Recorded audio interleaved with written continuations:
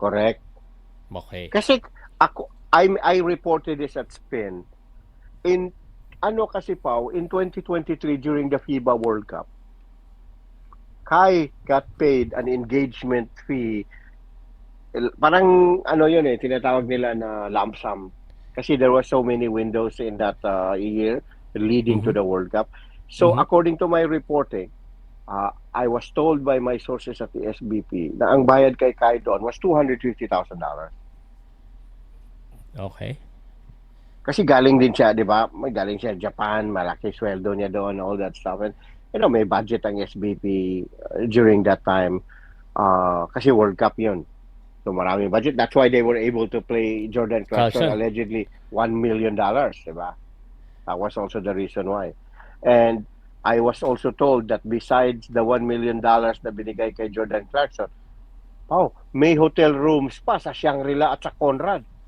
At saka Wow. yung entourage ni Jordan Clarkson was for 6 people, first class Los Angeles to the Philippines and back.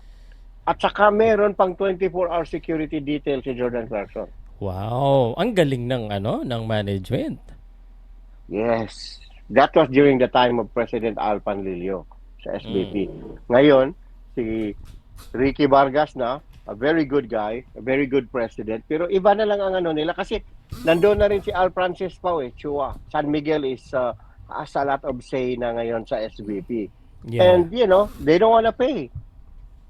So, hindi mo rin sila ma-blame. Diba? Yon. At may nag-confirm kanina na sabi ni Ariel, andito pa si Kai Soto. Kita ko kanina 5 p.m. today sa South Mall. I cannot verify this pero fan na nagsabi, nasa South Mall pa daw. See? Sana may photographic evidence, di ba? Picture Ah. pack, may stamp, di ba?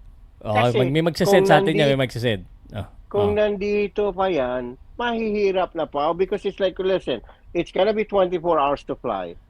At least, punta ka ng Los Angeles or wherever Mm. team Mm. siya. Tapos, you join the camp.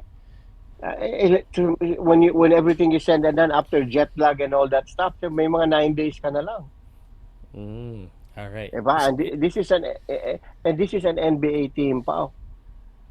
Hindi don't wait for anybody. Correct. I And, understand where you're coming from. and it's Mm. not like Kai is a top 100 prospect, di ba? Mhm. Sabi nga ni Brian Windhorst, remember?